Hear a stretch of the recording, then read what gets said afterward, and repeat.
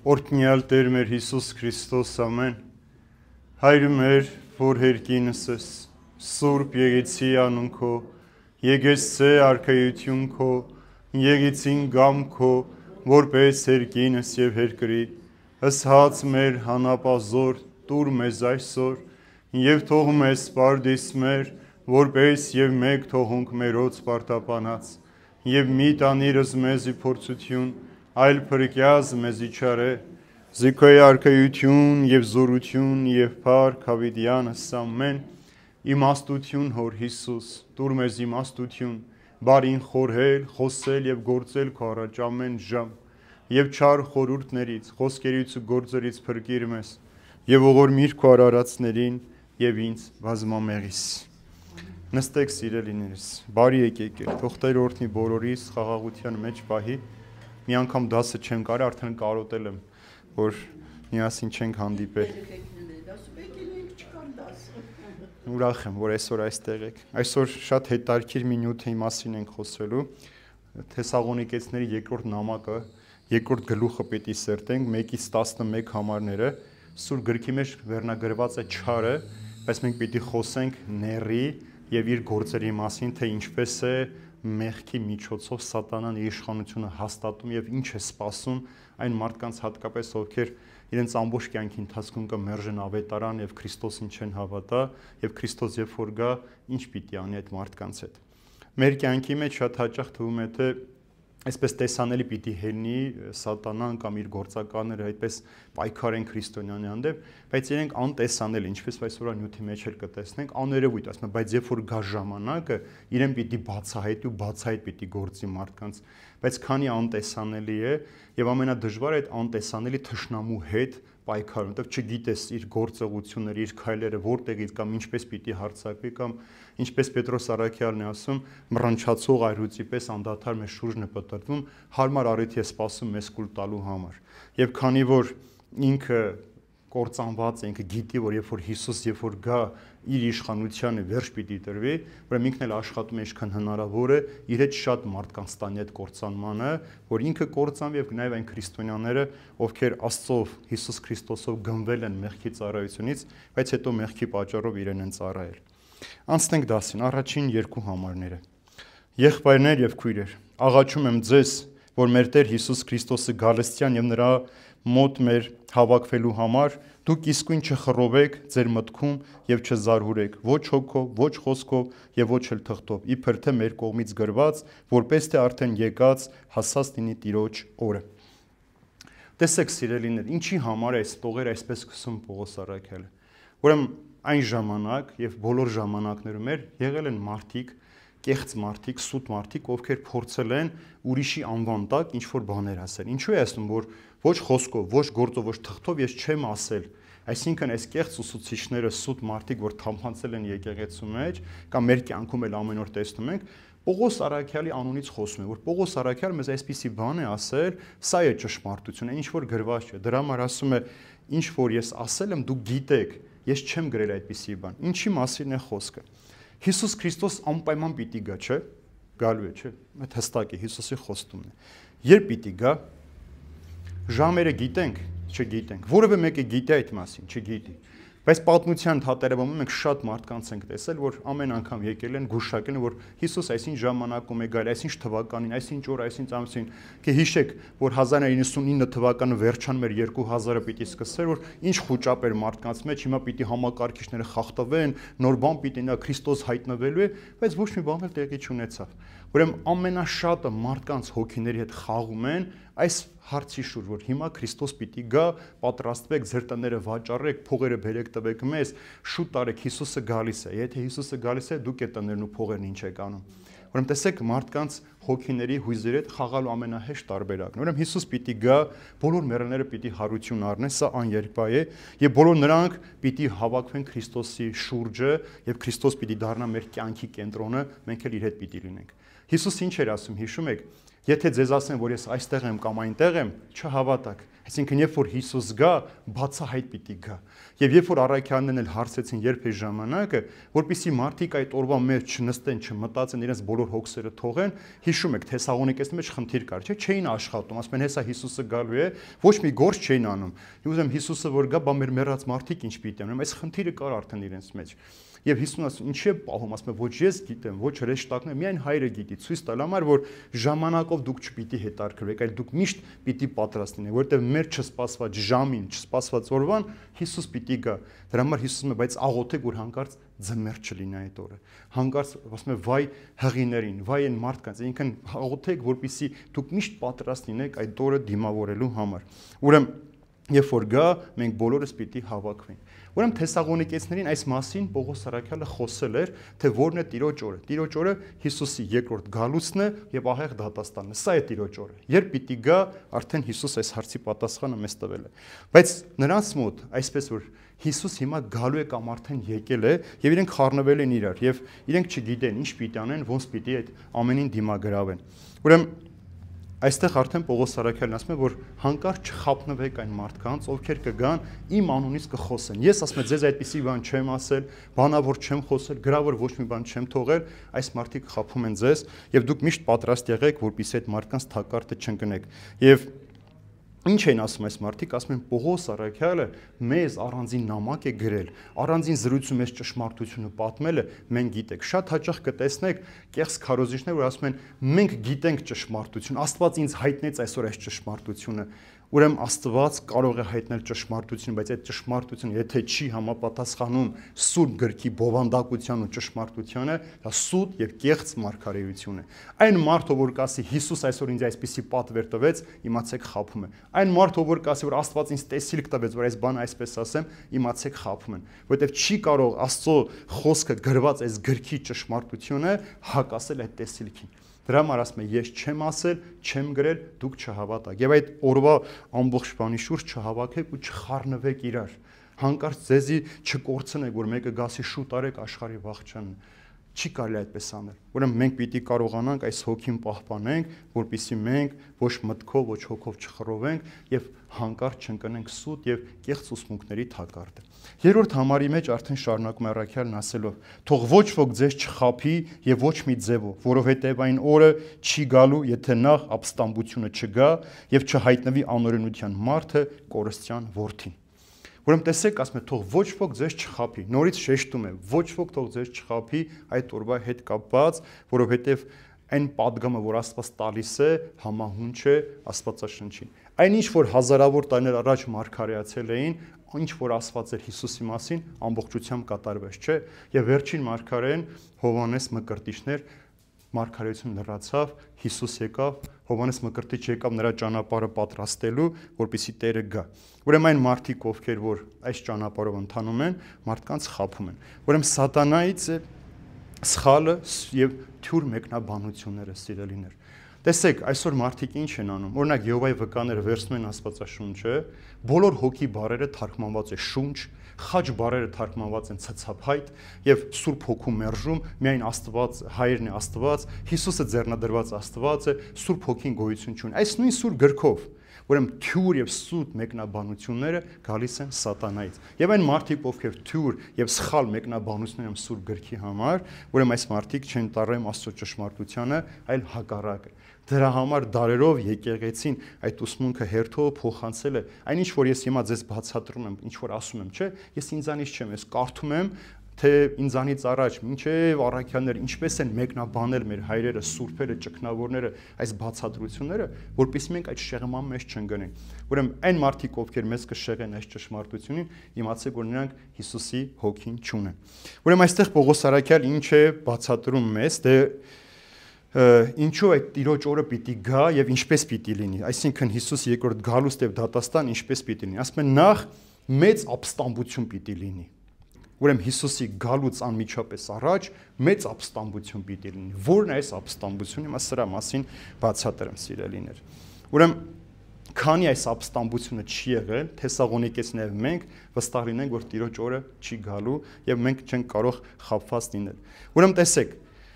առաջին ապստամբությունը երբ եղավ։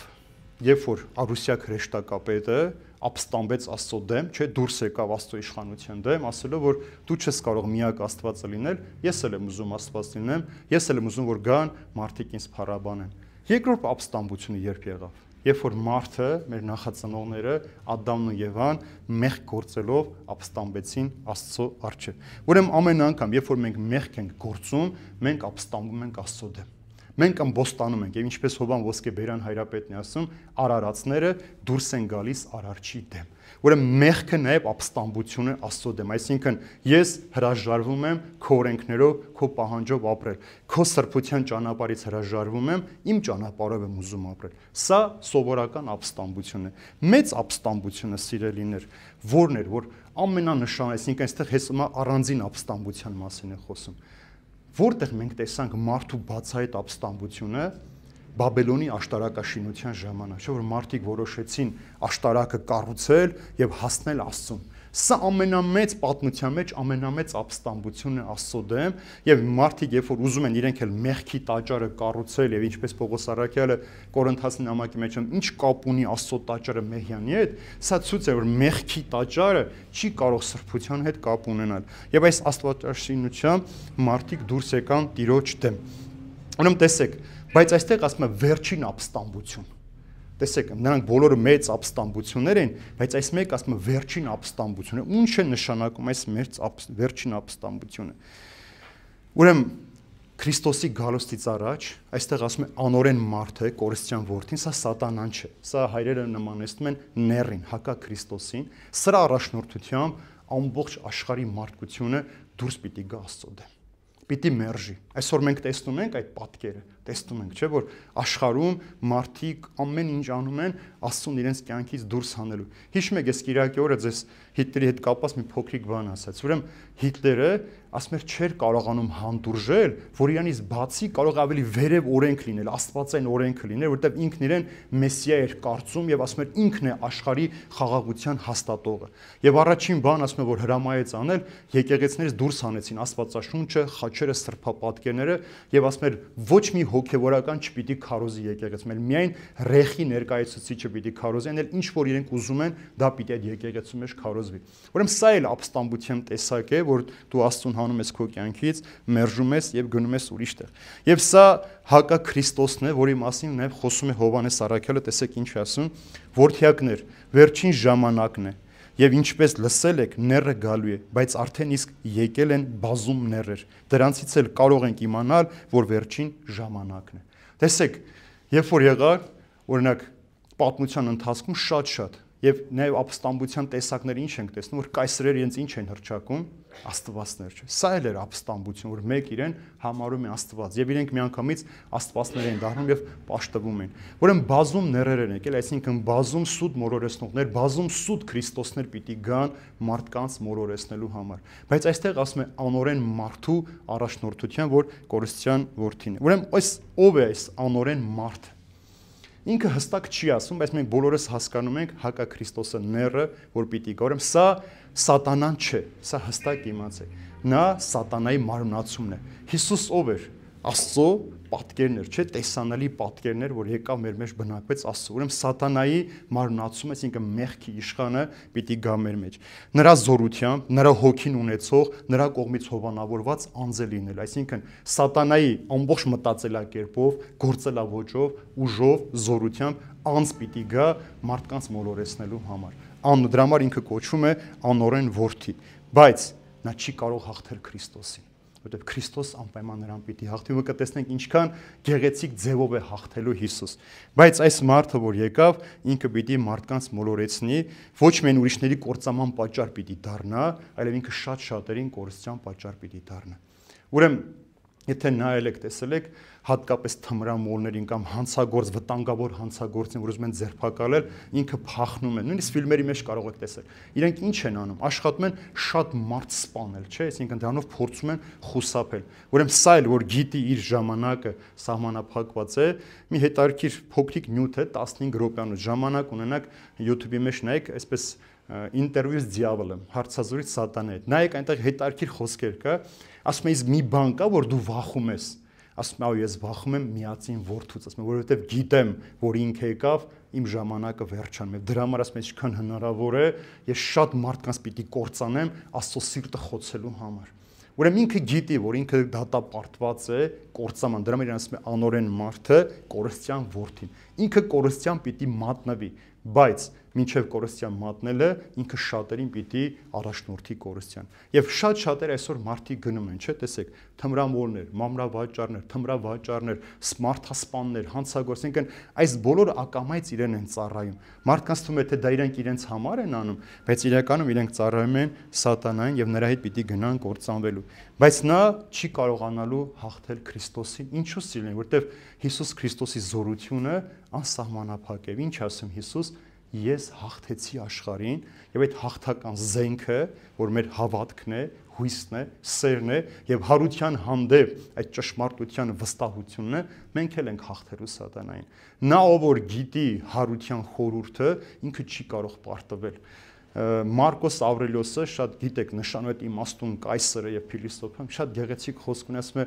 մահը մեզ մի ժպտում է, մեզ ունում է միայն փոխադարձ իրեն ժպտալ, որ ինքը հասկանա, որ մենք իրանից չենք վախենում։ Քրիստոնյան մահից չվախեցող մարդն է, որտեղ ինքը արդեն մեղքի հանդեպ հաղթանակ է տարել եւ ինքը գնում է դեպի Քրիստոս։ Ուրեմն սա պիտի լինի, այս ապստամբությունը պիտի լինի Աստծո դեմ։ Այսօր էլ այդ ապստամբությունը գնում է, կամած պատերազմներն են սրանք, սպանություններն են, մարդավաճառությունն է,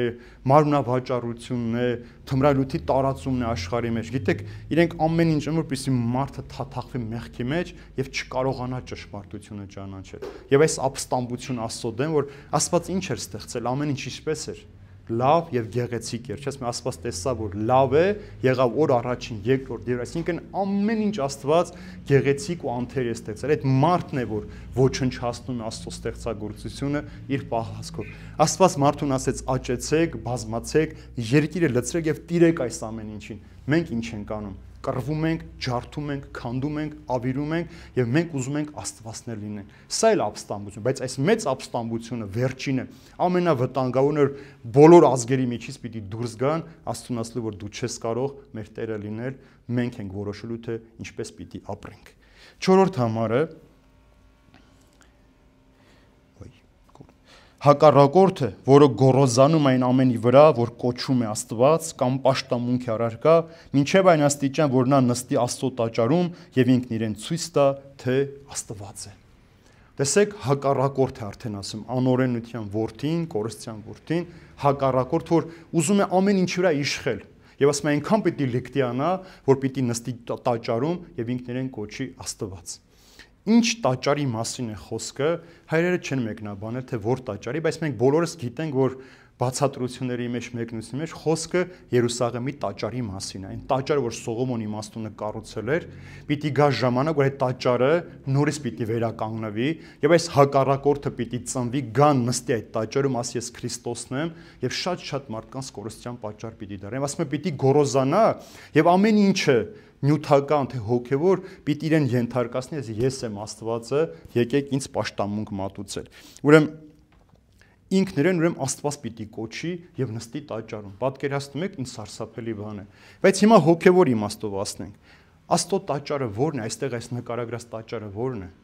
Եկեղեցին է, ապրեք։ Մենք ենք նաեւ։ Մենք էլ ենք, չէ՞, տաճար։ Որտեղ մենք երկուսն էլ, թե հոգևոր մարդը տաճար, թե այս քարեղեն տաճարը, երկուսն էլ նույն հոգին ունեն, որտեղ երկուսն էլ պատկանում են Տիրոջը։ Ուրեմն գալու է այստեղ նստի, քանի որ մենք Սուրբ Հոգու տաճարներն ենք։ Ուրեմն ո՞նց պիտի գա նստի մեր մեջ։ Մեղք է, որ նստեց այս տաճարի մեջ, այս տաճարը ապականվում է, չէ՞։ Հայրերից մեկն ասում է, քրիստոնյան ինքը Սուրբ Հոգու տաճարն է, եւ այս տան բնակիչը Հիսուս Քրիստոս է։ Եթե այստեղ բնակիչը Հիսուսը չէ, ինքը սարդոստայնով փակվում է եւ այս տաճարը կործանվում է։ Ուրեմն կարող է գալ նախ եւ առաջ այս հոգեվոր տաճարի մեջ ինքը նստել եւ Աստված զգալ իրեն։ Հիշում եք, որ Հիսուսին հարց տվեցին, որ դևը ինչպես է դուրս գալի մարդու միջից, ասում է աղոթքով, ծոմապահությամբ, բայց եթե այդ մարդը չի պահում իր սրբությունը, սա գնում է, իրենից ավելի վտանգավոր 7 ուրիշ դև է վերցնում, գալիս այս մարդու մեջ բնակվելու եւ սրա վախճան ավելի սարսափելի էր, քան նախապես։ Ուրեմն այս տաճարը, որ Սուրբ Հոգուն է պատկանում, ուրեմն մենք պիտի մաքուր պահենք։ Եթե մենք Հիսուսին տեղ տանք մեր կյանքի մեջ, սիրելիներ, սատանան երբեք չի կարող գալ այստեղ իշխանություն ունենալ։ Ցավոք սրտի մենք իբրև քրիստոնյաներ, մկրտված Աստծո կնիք մեր վրա ունեցող Սուրբ Հոգու տաճարներ, մենք իբրև մեհյաններ ենք ապրում այս աշխարհի մեջ։ Մեղքը մենք ուզենք თუ չէ ուզենք գալու է։ Կան մեղքեր, որ ակամայ են կամ որ կամայ են, չէ, կամ որ գիտակցված են կամ չգիտակցված են, բայց այդ մեղքերը կան։ Մենք երբ որ ամեն անգամ մեղաները կարդում ենք, սարսափում ենք, չէ, ինչ մեղքեր կան այնտեղ գրված։ Գուցե մենք այնտեղ շատերը չենք արել, բայց մտածել ենք այդ անգամ մտածելն էլ, երբ որ ցանկանում ես, արդեն այդ մեղքի մեջ ես։ Հիսուս ասում է, չէ, գրված է՝ մի շնացիր, ես ասում եմ, դու նայեցիր, ցանկացար, արդեն շնացել ես։ Ուրեմն այս տաճարը մաքուր պահելու համար ամենօրյա տքնաջան աշխատանք է պետք։ Ամեն օր գալիս ենք մենք նույնիսկ պատարակի ժամանակ կանգնում ենք, որ ամենակարևոր հանդիպումն է մարդու եւ Աստծո, բայց մեր մտքերը թափառում են աշխարհի տարբեր անկյուններում։ Մեկը հիվանդության մասին է մտածում, մեկը չմարված վարկերի մասին է մտածում, մյուսը իր առողջության մասին է մտածում, մեկը ընտանեկան դժվարություններն է փորձում հաղթարել տաղոթքի միջով։ Սա է մտքի թափառումն էլ արդեն մեղքի հետևանք, որ դու չես կարողանում քեզ զսպել, պահել, որպեսզի Տիրոջ ներկայության մեջ ապրես։ Ուրեմն նախ եւ առաջ այս տաճարի մեջ ինքը կարող է գալ եւ նստել։ Ուրեմն նստելը ինչ է նշանակում, որ մեկը գալիս է նստում է այդ գահի վրա, դա ինչ է նշանակում։ Իշխանություն, չէ՞, այսինքն իշխանություն ունեցող մարդն է, չէ՞, գալիս կարևոր գահի վրա նստում։ Որտեղ կարող է սատանան նստել։ Հա՞։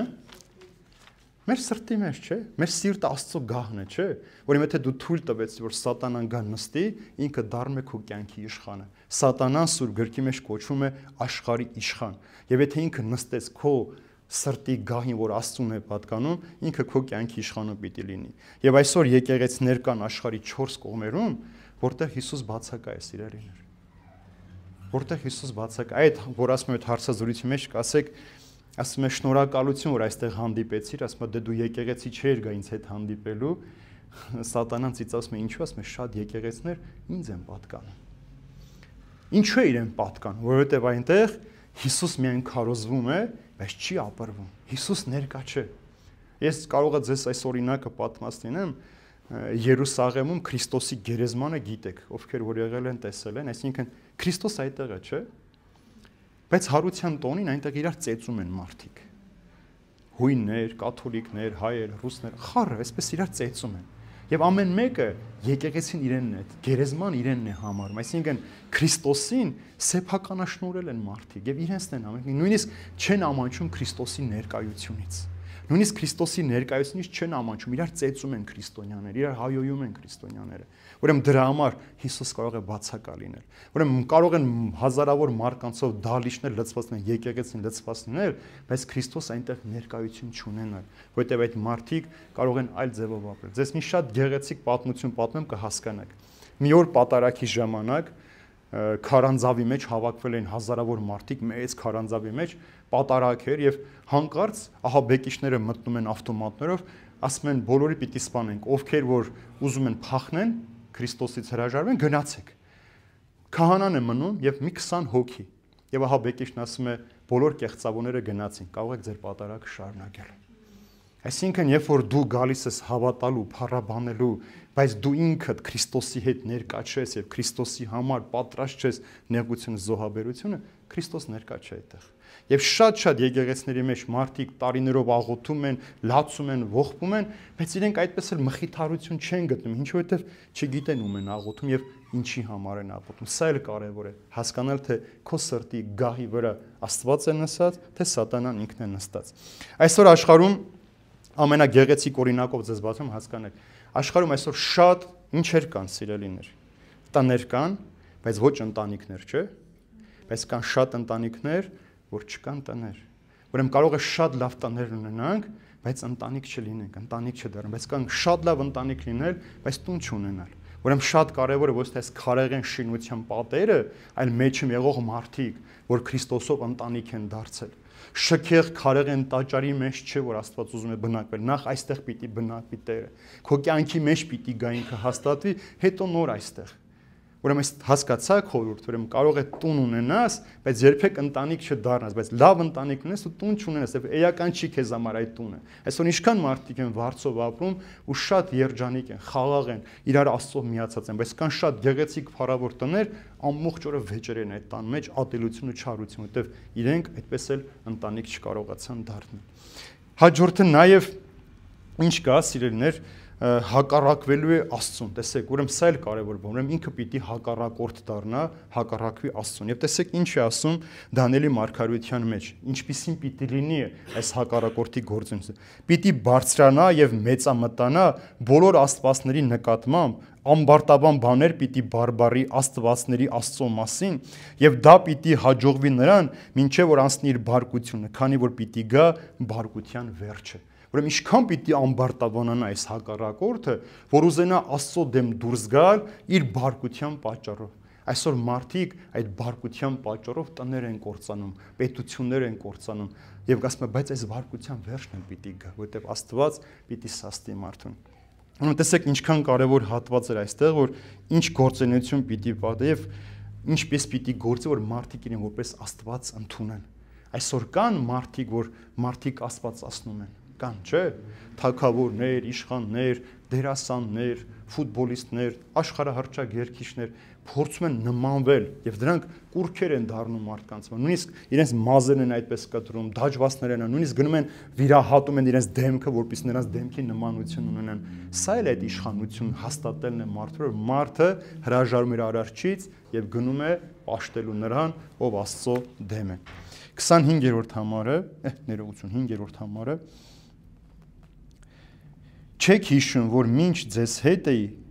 դեռ ասում էի այդ բանը։ Հիմա տեսեք, ասում է չեք հիշում, քանի ձեր հետ էս ամենը ձեզ պատմել եմ։ Հիմա ինչու այդ մարդիկ եկան ձեզ մոլորեցեցին։ Ինչեր կան, սիրելիներ, սա ինչի մասին է խոսում։ Այսօր էլ ցավոք սրտի ինձ էլ շատ հաճախ ասում են, որ Տերը շատ էս մեղքի մասին խոսում։ Շատ էս ապաշխարության մասին խոսում։ Մի խոսիր այդքան։ Ինչու են այսպես։ Եվ լեփլեցուն են աշխարհում, եկեղեցիներում, թե հոգևորականներ, թե քարոզներ, ովքեր իրենց հոտի անդամներին չեն խոսում մեղքի մասին, ապաշխարության մասին, դրախտի դժոխքի մասին, դատաստանի մասին։ Ինչու՞։ Որպեսզի իրենց հավատացյալներին չկորցնեն։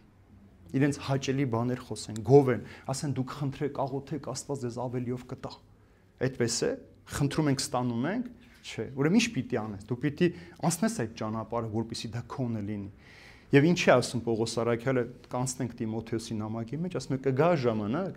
որ մարդիկ էլ այնքան կհեռանան Աստծուց ճշմարտությունից, որ կգնան այնպիսի քարոզիչներ կգտնեն, ովքեր իրենց ականջներին հաճելի խոսքեր կխոսեն։ Այսինքն իրենց մեղքը կարդարացնեն, իրենց հանցանքը կարդարացնեն, իրենց կասեն, որ դու ճիշտ ես, ոչինչ որ մի անգամ, այնցալ որ տեսա մի հոգևորական, ասում է շնանալը, մի անգամ շնանալը դա ընկնել է, հա, բարբերաբար շնանալն է մեղք։ Այսինքն նույնիսկ այսպիսի բաներ կարող են մարդիկ, այսինքն մեկ անգամ շնանալը դա մեղք չի, դա անկում է, մի քանի անգամ շնացար, դա նոր մեղք է համարվում։ Տեսեք ուր ենք հասել, որ մարդը կորցնում է այս զգացողությունը, որ ինքը չի կարող իրենից ինչպես ուզեր սուրբ գիրքը մեկնաբանել, ընկնում այս մոլորությունների մեջ։ Դրա համար Պողոս Արաքյալը չեք հիշում, քանի ձեզ հետ է այս ամենը պատմել եմ ձեզ։ Հիմա ինչ որ մեկ եկավ, ինչու հավատացիք այդ մարդկանց խոսքերին, ինչու այդ մարդկանց տեղ տվեցիք։ Ուրեմն սրանք իրենց կորչում են, այսինքն ժողովրդական քարոզիչներ կամ ժողովրդի համար, բայց ոչ ճշմարիտ Քրիստոսի համար։ Եթե ես ուզենամ բոլորիդ իմ կողքը պահել, ինձ կապել, ես այլ ճանապարհներ կգտնեմ։ Ինձ պետք չի որ մեկը ինձ հետ կապի, սիրելիներ, դուք Քրիստոսի հետ պիտի կապեք, ինչպես ես, ինչպես բոլորս այդ ճանապարհ ունենք։ Մեզ կապողը Հիսուս Քրիստոսն է, մենք չենք։ Եթե մենք իրար կապվենք, ամեն մեկից մեջ այնքան սխալներ կա, այնքան թերություններ կա, շատ շուտ կհոգնենք իրարից։ Բայց երբ որ Քրիստոսով ենք կապված, հակառակը մենք մեկս մյուսին սրբագրելով մեր ընտանիքը ավելի սուրբ ու մաքուր ենք դարձնում։ Ուրեմն սա է քրիստոնյայի կոչում այս աշխարհի մեջ, մեկս մյուսին սրբագրելով մաքրված իբրև ընտանիք ներկայանալ Քրիստոսին։ 6 համարները շատ կարևոր գեղեցիկ համարներ են, եւ այժմ դուք ինքներդ գիտեք, թե ինչն է նրան հետ պահում, որ այդ հակառակորդը ինքն իրեն հայտնի անի մինչև ժամանակը գա, որովհետև աներունության այդ խորհրդավոր ուժը արդեն գործի վրա է, բայց այդ պիտի չհայտնվի մինչև այն ժամանակ, երբ մեջտեղից կվերցվի նա, որ այժմ նրան հետ է պահում։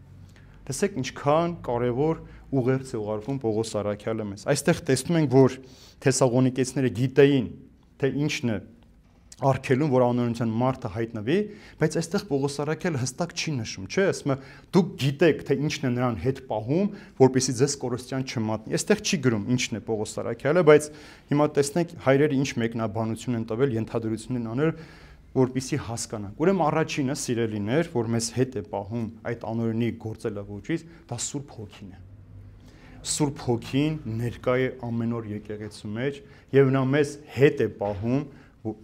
պահում անօրենին, որպեսզի մեզ կորստյան ճանապարհով չտանի։ Երկրորդը, սիրելիներ, քրիստոնեական եկեղեցին է արգելում, քանի որ եկեղեցում ամեն օր քարոզվում է, չէ՞, պատարակ է մատուցում, ավետարան է քարոզում, այս խոսքի զորությունը հետ է պահում անօրենին։ Երրորդը, սիրելիներ, քաղաքական օրենքներն են, որտեղ օրենքը մեղքի եւ հանցագործությունների դեմ է, չէ՞, այսինքն մեր քաղաքացիական օրենսգիրքն էլ սխալների մեղքերի դեմ, այսինքն սա էլ պահում է, որ հասարակությունը չտրվի մեղքի կյանքին գնա, եւ վերջապես չորրորդը Աստծո հրեշտակն է, այսինքն մեր պահապան հրեշտակը, երբ որ մենք մկրտվում ենք, մեր պահապան հրեշտակը գալիս է, մեզ հերո է պահում ամեն տեսակ այդ հարձակումներից, որպեսզի նա մեզ վրա չի իշխի։ Բայց գալու է մեկ օր, մի օր արդեն գալու է, երբ նրան արգելողը կամ Սուրբ Հոգին կամ հրեշտակ կամ օրենքները մի կողմ է քաշելու եւ սա բացահայտ պիտի գործի մարդկանց մոլորեցնելու համար եւ անօրինության մարդը ամբողջությամբ ցույց է տալուս իրեն այն խորհրդավոր չէ որ չգիտենք որտեղից են այդ հարվածները մեզ ով է մեր հետևից այսքան սուտ ու բամբասանքը տարածում արդեն բացահայտ պիտի կանգնի մեր առջև ու խոսի եւ տեսեք ինչ ասում է բայց նա արդեն գործի է դրել ինքը աշխատում է այսինքն ինքը լրաց չէ ինքը կամած լուր իր գործ անում աշխատում մենք չգիտենք եւ որտեղից որ չենք սպասում եւ հայտնի խոսքը չէ եւ դու բրուտոս որ ասում է չէ կայսրը որտեղից այսինքն չէր սպասում որ անգամ իր ծառան իր մտերիմը կարող էր սպանողների մեջ լինել չէր սպասում որ քեզ ձերբակալողը քո ամենամոտ մարդը կլինի քեզ մատնողը քո ամենամոտ ընկերը քեզ այդ հաց կիսած ճանապարհ գնացած մարդը կարող է լինել այդ ուժը այսօր էլ գործի վրա եւ տեսեք ասում է Հովհաննես առաքյալը դարձյալ դա ների հոգին է որի մասին լսեցիք թե գալու է եւ արդեն իսկ աշխարհի մեջ է դա ների հոգին այսինքն այս մարդիկ ովքեր այս ոճով գործում են նրանք ների հոգին ունեն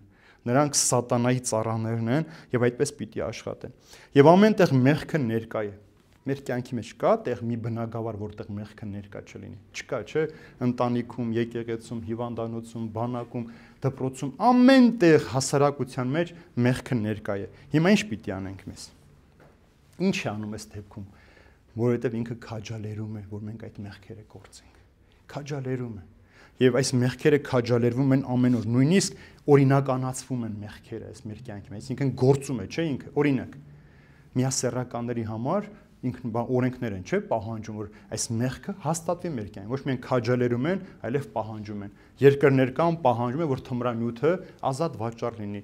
Գնում ես եվրոպական որոշ երկրներ, տեսնում ես մարմնավաճառությունն էլ օրինական, այսինքն մեղքը քաջալերում է մեր կյանքում, այսպես է աշխատում, անտեսանելի։ Մեկ էլ տեսնում ես ինչ որ պետություն մի օրենք ընդունեց, չէ՞,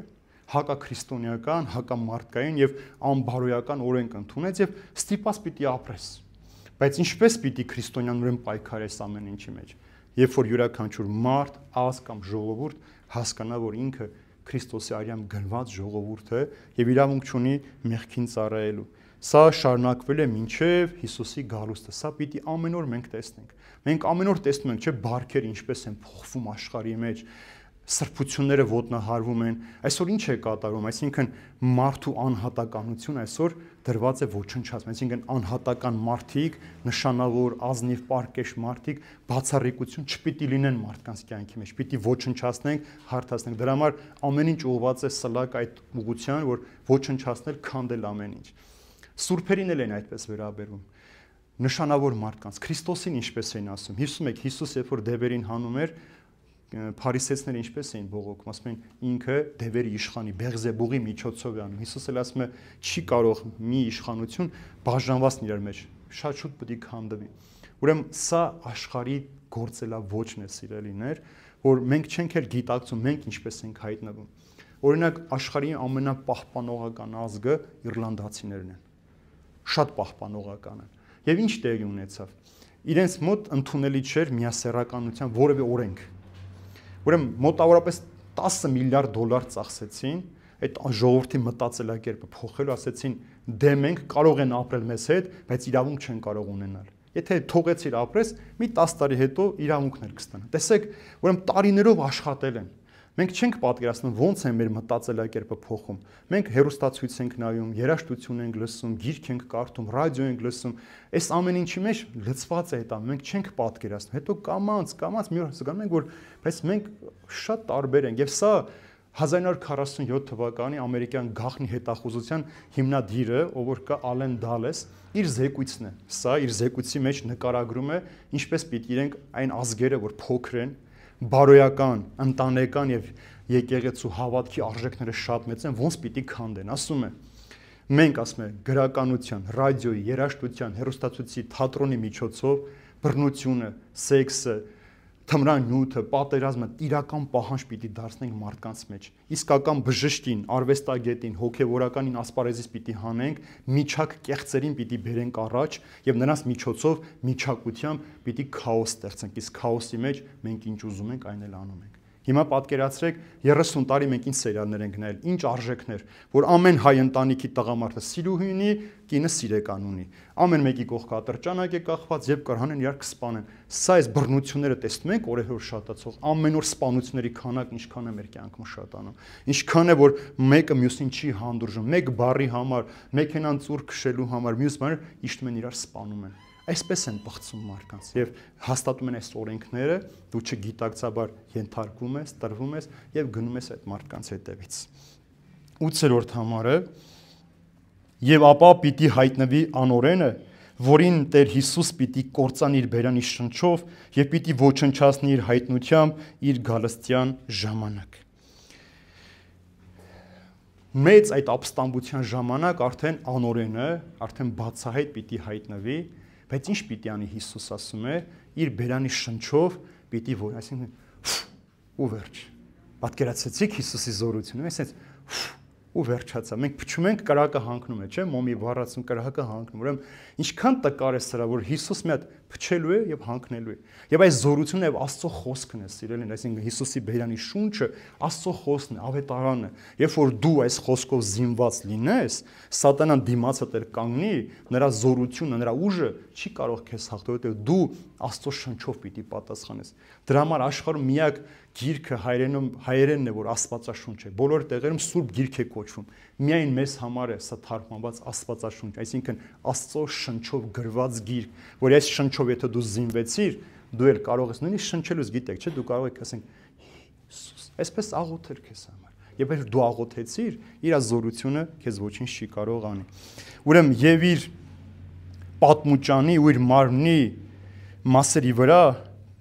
կար գրված մի գրություն թագավոր թագավորների եւ տեր տերերի։ Ուրեմն Հիսուսի վրա գրված է թագավորների թագավոր, տերերի տեր։ Այսինքն երբ որ Հիսուս հայտնվեց, թագավորների թագավորը, աստվածների աստվածը, տերերի տերը, ոչ մի զորություն չի կարող նրա առջև կանգնել, սիրելիներ։ Ուրեմն արդեն մեզանից է կախված մենք այդ թագավորից ինչ զորություն պիտի վերցնենք։ Եթե մեր թագավորը վախկոտ լինի, մենք էլ վախկոտ չէ պիտի լինենք։ Եթե մեր թագավորը թույլ լինի, մենք էլ ենք թույլ լինելու։ Բայց քանի որ մեր թագավորը հաղթած թագավոր է, միշտ հիշեք, Հիսուս ոչ մի պատերազմ եւ ոչ մի ճակատամարտ չի պարտվել։ Բոլորը հաղթանակած է դուրս եկել։ Ուրեմն եթե դու Քրիստոսին հավատացողն ես, Քրիստոս քո թագավորն է, ուրեմն այդ հաղթական զենքը նաեւ քո ձեռքում է։ Դու էլ կարող ես հաղթել սուրբ գրքով զինված լինելով, ամուր լինելով ու պաշտպանված լինելով։ 9-10 համարները նրա անօրենի գալուստը սատանայի ներգործությամբ է, ամենայն զորությամբ, նշաններով, խաբեբայական զորավոր գործերով եւ անիրավության բոլոր պատրվակներով կորստյան մատնվածների համար։ Եվ այդ ամեն այն բանի փոխարեն, որ չընդունեցին ճշմարտության սերը, որպեսզի փրկվեն։ Դրա համար էլ Աստված նրանց պիտի ուղարկի զորավոր մի մոլորություն, որ նրանք հավատան ստին։ Ուրեմն անօրենը արդեն ասեցի, որ սատանան չի։ Ուրեմն անօրենի հետ սատանան արդեն պիտի բացահայտ գա, բայց նրա գործը սատանայի ներգործությամբ է, ուրեմն սատանայի ներշնչանքով է։ Նա սատանայի ներկայացուցիչն է այս աշխարհի մեջ, սա նաև պետք է փորձի Հիսուսին նմանվել։ Հիսուսին պիտի նմանվի, այսինքն ինչ պիտի անի, հրաշքներ պիտի գործի, բժշկություններ պիտի կատարի, հասկացաք։ Մենք այսօր ցավոք սրտի այնպիսի քրիստոնյաներ ենք դարձել, որ մենք ավելի շատ հրաշքներ ենք փնտրում հավատալու համար, քան մենք հավատում ենք, որպեսզի մեր կյանքի մեջ հրաշքներ տեղ ունենան։ Հրաշքը հավատից է ծնվում, եթե ջուն չունես հավատք, դու չես կարող հրաշքներ տեսնել։ Ամենամեծ հրաշքն էլ որն է, որ մենք ամեն առավոտ արթնանում ենք։ Սրանից ավելի մեծ հրաշք չկա, սիրելիներ, որ դու ամեն երեկո տուն ես վերադառնում։ Սա ամենամեծ հրաշքն է։ Այլ հրաշք պետք չի։ Մենք պետք է որ Քրիստոսին փնտրենք, որպեսզի սատանան չնմանվի Քրիստոսին, նմանությունը չվերցնի, որպեսզի խաբի։ Եվ բազում հրաշքներ պիտի գործի։ Հիսուս ասում է անգամ լույսը հրեշտակի տեսքով պիտի երևա մեզ խաբելու համար, որպեսզի մենք հավատանք իրեն։ Ուրեմն անօրենի գալը ուղեկցվելու է տարատեսակ սուտ ու կեղծ խաբեբայական խոսքերով, ստերով, ամեն տեսակի սուտ պիտի հրամցնեն մեզ, նշաններ, հրաշքներ, որոնցով շատերն են մոլորվելու։ Ուրեմն սրանք պիտի մոլորվեն, այն մարդիկ, ովքեր ճշմարտության խոսքը, սերը չգիտեն, այս մարդիկ պիտի մոլորեն։ Ուրեմն բայց սատանայի հրաշքները ինչի համար են լինել։ Օրինակ Հիսուս ինչի համար հրաշքներ գործում։ Մարդկանց փրկության, չէ՞։ Առաքյալները ինչի համար են հրաշքներ գործում։ Մարդկանց բժշկելու, դեպի փրկություն, դեպի Քրիստոս առաջնորդելու։ Սատանայի կատարած հրաշքները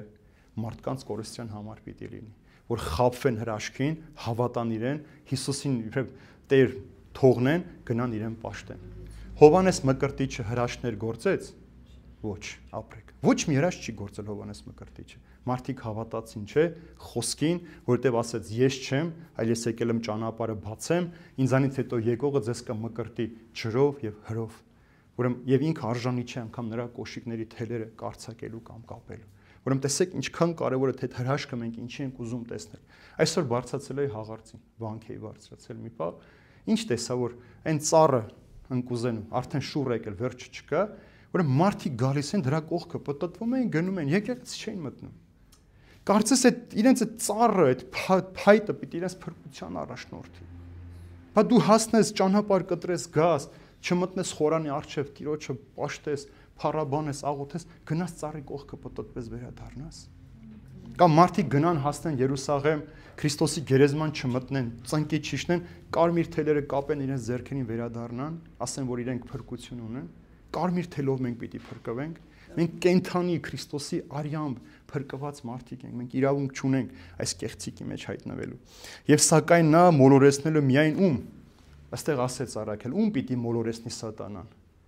Նրանք, ովքեր չհավատացին Աստծո խոսքին, Հիսուս Քրիստոսին եւ ճշմարտության սերը չճանաչեցին։ Այսինքն, երբ որ գան նրանք պիտի մոլորվեն։ Մենք, որ հավատացել ենք Քրիստոսին, Աստծո խոսքը լավ գիտենք, ինքը մեզ չի մոլորեցնելու, չի կարողանալու։ Այլ նրանց պիտի մոլորեցնեն, ովքեր չեն հավատացել, իրենց ամբողջ կյանք ասել են մենք աթեիստ ենք, մենք հոգևորականի պատճառով եկեղեցի չենք գնում, մենք մեր Աստվածն ենք պաշտում, ես իմ տանն եմ չոքում, աղոթում, այս մարդկանց պիտի մոլորեցնի։ Նրանք, ովքեր Քրիստոսին չեն ճաշակել, իրենց մեջ չեն ընդունել։ Եվ այդ ճշմարտության սերը Քրիստոսի ավետարանն է, որ չընդունեցին մարդիկ եւ չհավատացին։ Եվ ինչ ասում, չընդունողներին եւ չսիրողներին։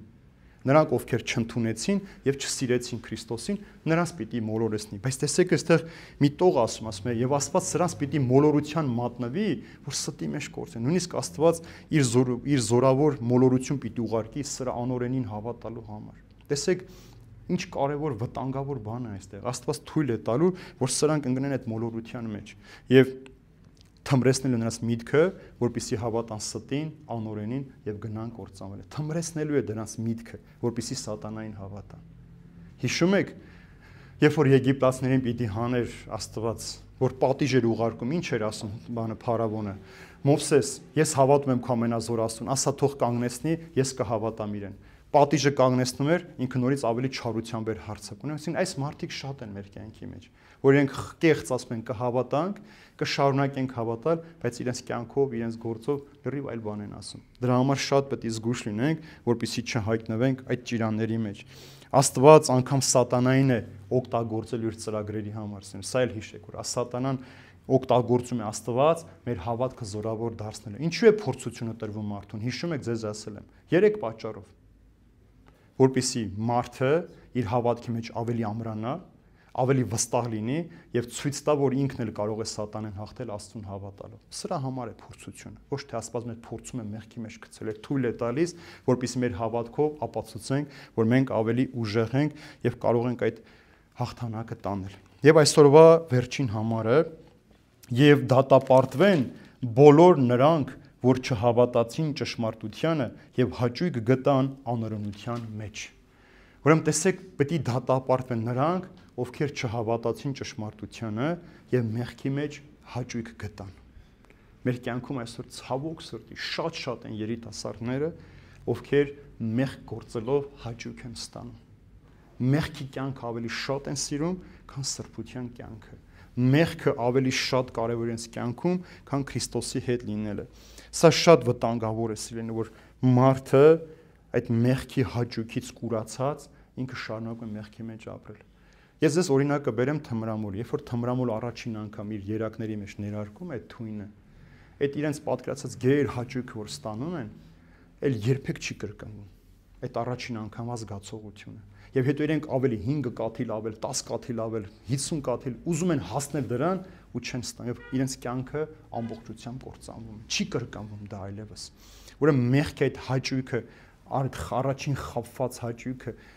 դա կործանում է մարդը։ Մի հետաքրքիր անեկդոտ կա, մեկը մահանում է, ասում են ընտրիր, ինչ ես ուզում, դրախտը, թե դժոխքը։ Բացում է դրախտի դուռը, տեսնում մարդիկ խաղաղ երգում են, խաղում են, ընտանեկան ջերմ մթչավայր, բացում է դժոխքի դուռը, մարդիկ այսպես պլանտացիաներ, մարդիկ ուրախ զվարթ քեֆ են անում, երբ որ ասում է չէ, սա եմ ուզում, մեռնում է, որ գալիս են, սաղ լցնում են,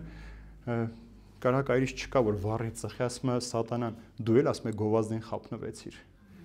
Այսինքն այս գովազդին խափնվելով է, որ մարդիկ գնում են մեղքի հետևից եւ իրենց կյանքը կորստյան են մատնում։ Ուրեմն սրանք ինչու պիտի դատապարտվեն, ինչու Աստված դատապարտել, որովհետեւ սրանք կամավորաբար են հրաժարվել, այսինքն իրենց ազատ կամքով հրաժարվել են ճշմարտությունից եւ մոռացել են Քրիստոսին։ Ուրեմն ճշմարտությունը ինչ է, ո՞րն է ճշմարտությունը։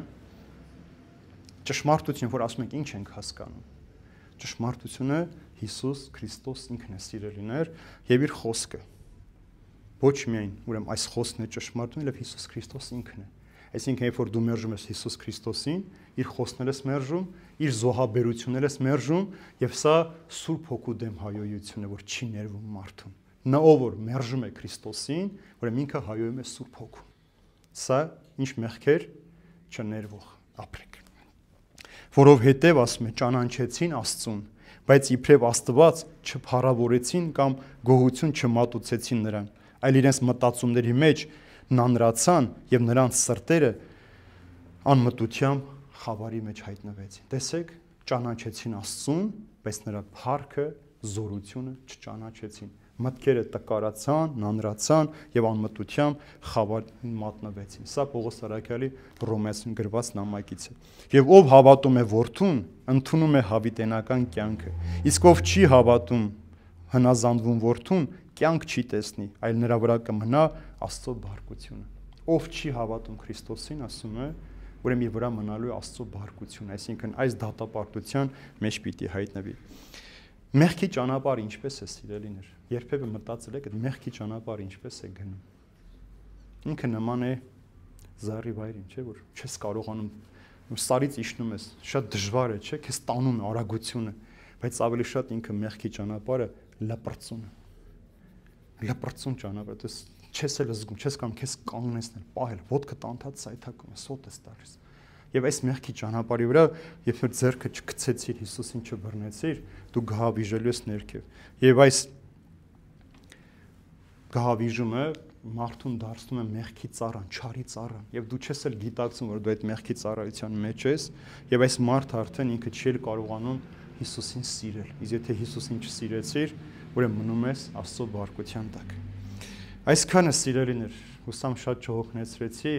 շատ մի քիչ ինքը տեսարանը սարսափելի է, բայց սա իրականություն է։ Մենք հավատանք թե չհավատանք, Քրիստոս գալու է։ Մենք ուզենք թե չուզենք, կանգնելու ենք Քրիստոսի առջև։ Մենք հավատանք չհավատանք, Քրիստոս մեզ պիտի կանչի հաշիվ պահանջելու մեր արած գործերի համար։ Եթե դու չհավատացիր, Աստծո բարկության տակ մն։ Հավատացիր, Քրիստոս պիտի ասի, մտեք իմ ուրախության մեջ, իմ հոր օրհնվածներ։ Այս սրա համար է մեզ Քրիստոս կանչում, իր ուրախության մեջ, իր հոր ուրախության մեջ մտնելու, ապրելու եւ հավիտենական կյանքը վայելելու համար։ Աստված պահապան բոլորիդ։